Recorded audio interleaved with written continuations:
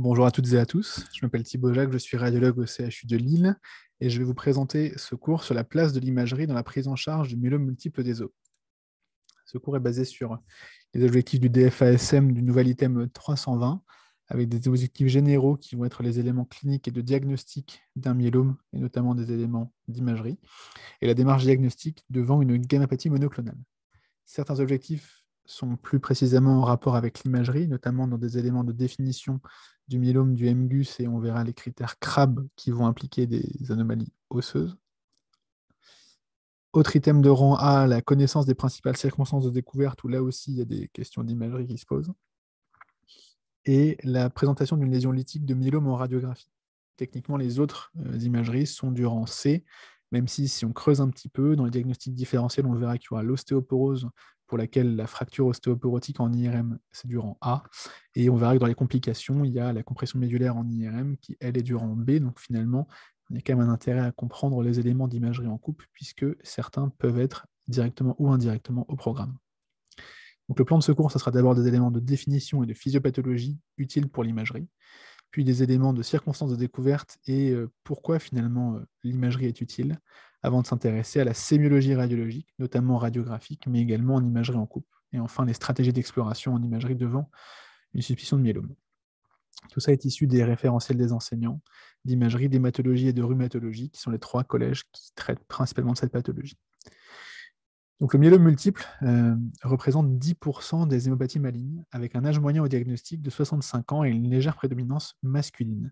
Sa physiopathologie, elle est assez simple, en fait, c'est la prolifération de plasmocytes tumoraux dans la moelle osseuse, qui vont être responsables de la synthèse d'une immunoglobuline monoclonale.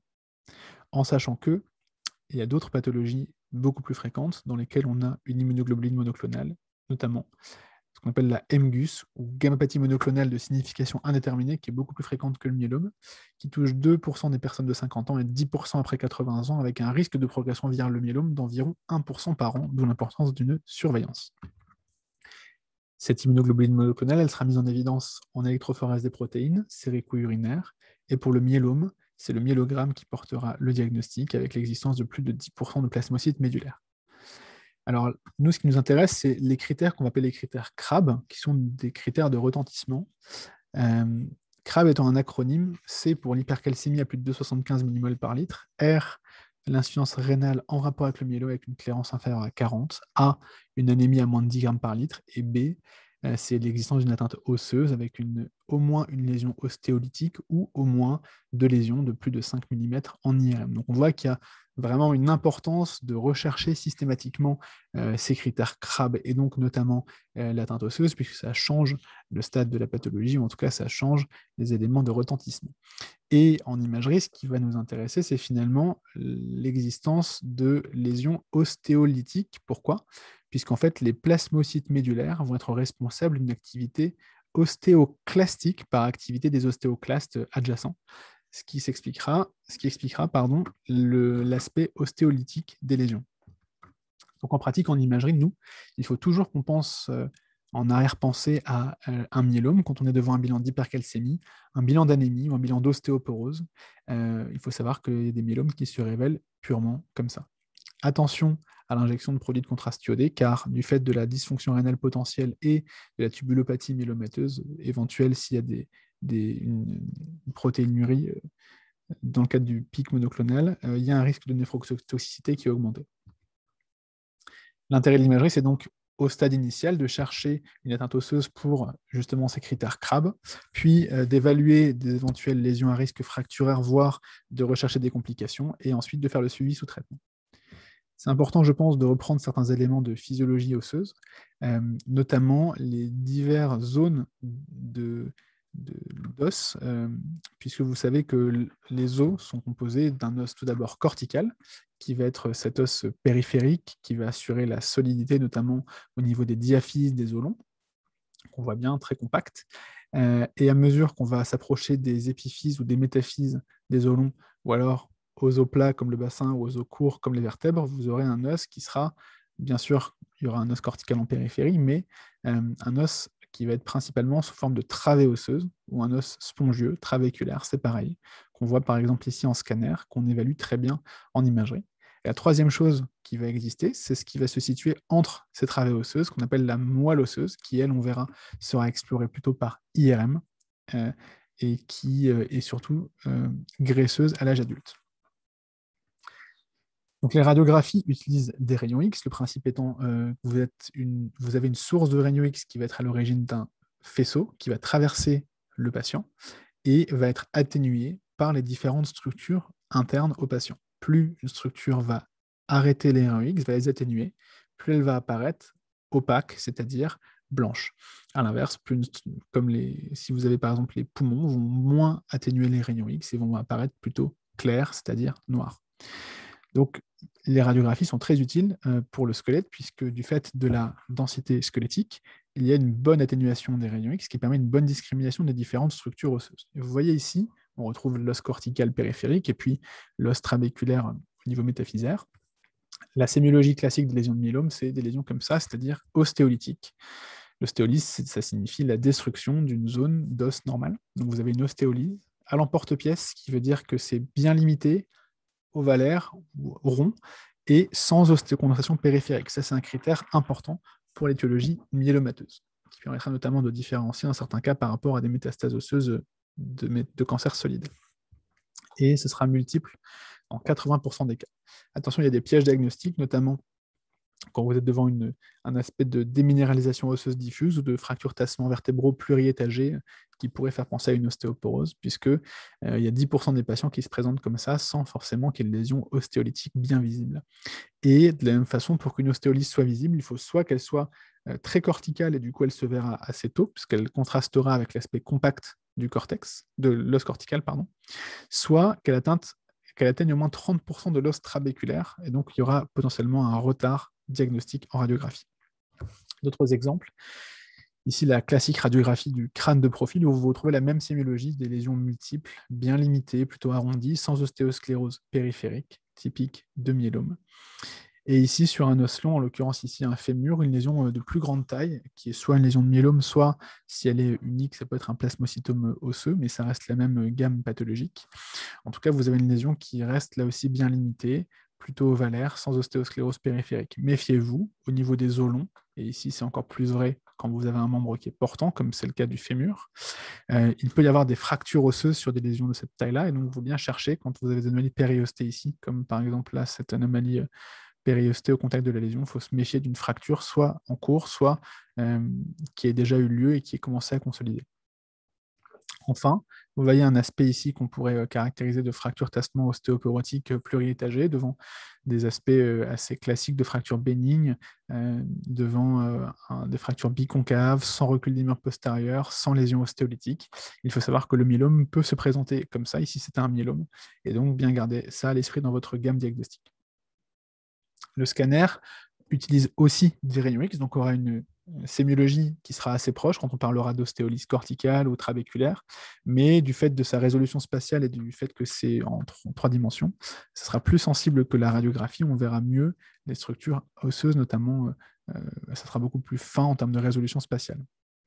Les indications, c'est soit le scanner basse dose corps entier pour faire une stadification CRAB sans injection, soit des scanners en dose normale centrés sur une zone d'intérêt, comme si vous avez une lésion à risque fracturaire que vous voulez caractériser, ou alors évidemment si l'IRM est contre-indiqué, dans le cas notamment des compressions médulaires.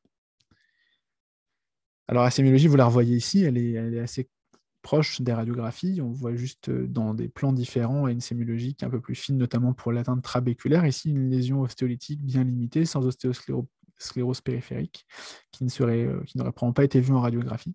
Et ici, une atteinte un peu plus étendue qui atteint aussi l'os cortical, dans les deux cas sans ostéosclérose, assez typique de myélome. Et sur cette reconstruction sagittale de ce scanner du rachis thoracolombaire, on a toutes les manifestations possibles avec soit des petites lésions ostéolytiques purement trabéculaires, soit des lésions plus grandes, là aussi sans ostéosclérose, des lésions trabéculaires et corticales, voire carrément des fractures tassement. Enfin, l'IRM, elle, n'utilise pas de rayon X, elle utilise un aimant, qui est donc ce gros tube ici est un aimant, qui va être responsable d'une aimantation des protons d'hydrogène du patient. Le principe étant ensuite de venir appliquer des ondes de radiofréquence qui vont venir schématiquement désynchroniser puis resynchroniser les protons du patient. Et ce que vous allez mesurer, c'est la différence de désynchronisation de ces protons qui permettra de décrire, d'analyser la structure interne des différentes zones anatomiques du patient. On parlera de signal, hyposignal ou hypersignal, on revient dessus juste après. L'intérêt de l'IRM, principalement pour nous, pour le myélome, c'est l'évaluation de la moelle osseuse. Je rappelle qu'elle est principalement graisseuse à l'âge adulte au niveau des os et du rachis, qui peut être anormal en IRM alors que le scanner sera normal, notamment quand il n'y a pas d'ostéolyse. Et ces anomalies en IRM seront pronostiques en fonction du nombre de lésions que vous allez voir. Et enfin, ça sera aussi utile pour l'évaluation des tissus mous, que ce soit des tissus mous neurologiques quand on parle de compression radiculaire ou médulaire, ce qui sera du coup une urgence diagnostique et thérapeutique, ou alors pour l'extension en partie molle paravertébrale. On va reprendre quelques éléments de sémiologie IRM pour que vous compreniez bien. Ici, vous avez deux images en séquence sagittale, ici en T1, ici en T2. Comment est-ce qu'on différencie ces deux séquences, qui sont des séquences basiques en IRM rachidienne? Bien, en 1, ce que vous devez rechercher, c'est du liquide. Les liquides, vous verrez, vous le voyez, sont noirs en T1, sont blancs en T2. Ça vous aide déjà à savoir dans quel cadre vous êtes. Ensuite, ce qu'on va analyser, ça va être le signal des corps vertébraux et des pièces osseuses. Un corps vertébral normal, composé de moelle osseuse normale, est graisseux à l'âge adulte. Et donc, vous avez la graisse ici qui est en hypersignal T1. Vous trouvez aussi de la graisse devant les vertèbres ou de la graisse sous-cutanée, dans tous les cas, est en hypersignal T1. La graisse est également en hypersignal T2, un peu moins marquée, hein, c'est plutôt gris clair, alors qu'ici c'est plutôt gris très clair, voire blanc. Raison pour laquelle ce qu'on va chercher à faire sur les séquences T2, ça va être annuler le signal de la graisse normale. Comme ça, on sera plus sensible pour détecter des anomalies intravertébrales, notamment œdémateuses, inflammatoires, tumorales, qui auront tendance à être elles-mêmes en hypersignal. Et donc, comme blanc sur blanc, ça ne se voit pas très bien, eh ben on annule la graisse normale. Comme ça, il ne restera dans les corps vertébraux en hypersignal que les lésions pathologiques, si on simplifie. De la même façon, on peut être amené à injecter du gadolinium pour sensibiliser la détection et rechercher notamment des complications neurologiques ou des épidurites postérieures. Et là aussi, comme on va chercher du blanc, un hypersignal qui va se rehausser, on va là aussi annuler le signal normal des corps vertébraux. Donc le gadolinium sera souvent vu sur des séquences T1 avec saturation de la graisse. Donc ici, vous voyez, il n'y a pas de prise de contraste, il y a juste ces petits vaisseaux normaux à la face postérieure des corps vertébraux. Donc T1, le liquide est noir, les corps vertébraux sont blancs. T2, le liquide est blanc, les corps vertébraux sont gris clair. T2 FATSAT, le liquide est blanc, les corps vertébraux sont noirs. Et T1 FATSAT GADO, le liquide est noir, les corps vertébraux sont noirs, et ce qui va être en hypersignal, c'est ce qui va se rehausser. Donc du coup, en IRM de myélome, qu'est-ce qu'on peut voir? Il y a 3 aspects principaux. Le premier, c'est l'aspect nodulaire. Vous voyez des lésions en hyposignal T1 qui viennent remplacer la moelle osseuse normale, hyposignal T1, hypersignal T2 FATSAT, nodulaire vraiment. Ici, il y a en plus un tassement vertébral, mais les lésions nodulaires sont assez caractéristiques. On les qualifie quand elles font plus de 5 mm. Ou alors un aspect qu'on dit plutôt micronodulaire. Vous voyez ici plutôt un aspect de plein de petites lésions millimétriques en hypo ou isosignal T1 qui donne un aspect qu'on dit poivre et sel. Le troisième aspect, c'est un aspect qui est tombé à l'ECN en 2016 chez un patient qui avait un myélome et l'IRM était une IRM en séquence sagittale T1 FATSAT GADO. Et il y a des questions auxquelles on va répondre. Alors, je vous remets l'aspect normal d'une IRM en séquence sagittale T1 FATSAT GADO. Et ce que vous voyez d'emblée, c'est que tous les corps vertébraux ici apparaissent en hypersignal, apparaissent blancs, alors que vu qu'ils sont sur une séquence FATSAT, ils devraient apparaître noirs en hyposignal. Donc, ce qui signifie qu'en fait, tous les corps vertébraux se rehaussent, et donc on est devant le troisième aspect des lésions myélomateuses en IRM, qui est le remplacement médulaire diffus. Ce remplacement médulaire diffus s'accompagne ici de plusieurs fractures tassement vertébral lombaire. Ici, j'ai mis des flèches avec des pertes de hauteur des corps vertébraux, des déformations de leur bord. Il y en a aussi ici une en limite supérieure, mais qui est thoracique, donc techniquement, elle n'est pas lombaire, si on joue sur les mots, mais en tout cas, elle est bien présente aussi. Et ces fractures ne sont pas accompagnées de recul des murs postérieurs et il n'y a pas de tumeur médulaire ou de compression médulaire comme proposé par l'énoncé, puisque vous savez que vous êtes au niveau lombaire et donc il n'y a plus de moelle spinale au niveau lombaire, hein, le cône terminal étant généralement en T12L1 ou en L1 maximum.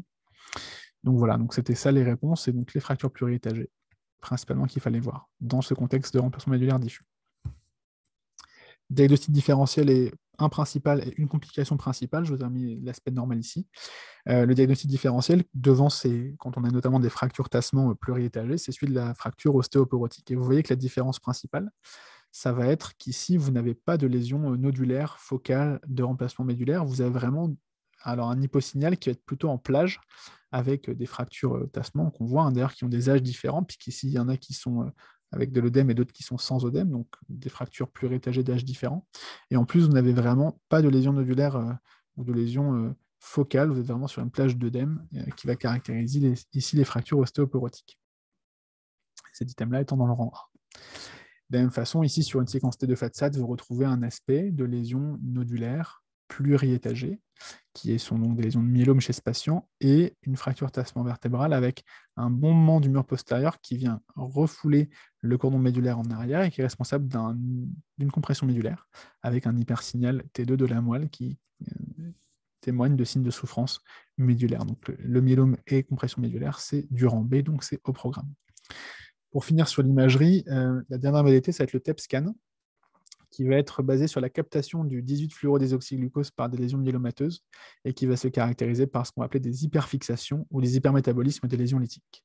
L'avantage, c'est qu'on a d'un coup une évaluation corps entier, squelettique et extrasquelettique, et que dans le cas du TEP scanner, vous avez aussi des coupes osseuses qui peuvent être analysées, même si la résolution est un peu inférieure à un scanner classique. Ça se rapproche de ce qu'on peut voir sur un scanner low dose. En tout cas, c'est suffisamment informatif pour détecter des lésions. Notamment, ici, vous voyez une sémiologie qui est assez proche, avec l'absence d'ostéosclérose périphérique, une lésion bien limitée, arrondie. Attention, pas de scintigraphie osseuse dans le myélome, puisque la scintigraphie osseuse marque les ostéoblastes qui ne sont pas présents dans la pathologie myélomateuse. Au final, comment est-ce qu'on explore un myélome ? Avant, on faisait des radiographies assez extensives, crâne, bassin, rachis, thorax, les os longs. En fait, c'est plus recommandé de faire ça. Alors, on peut encore voir ça dans certains dossiers ou certains référentiels. Maintenant, ce qu'il faut faire, c'est une imagerie corps entier. Soit un scanner corps entier basse dose, soit une IRM corps entier. À défaut de pouvoir faire un corps entier, c'est au moins rachis et bassin, ce qui est utile, notamment pour l'atteinte neurologique éventuelle s'il y a une complication et pour des lésions qui ne se seraient pas visibles en scanner. Ou alors un TEP scan au 18-fluorodésoxyglucose. Il faut faire ça chez les myélomes et chez les MGUS, donc ça induit quand même une certaine charge en imagerie. Mais ça permet de mieux classer les patients. On peut garder des imageries centrées, notamment s'il y a des lésions à caractériser ou des lésions à risque fracturaire. Bon, je pense qu'on a répondu à tous les items et tous les objectifs du programme, et je reste disponible pour vos éventuelles questions.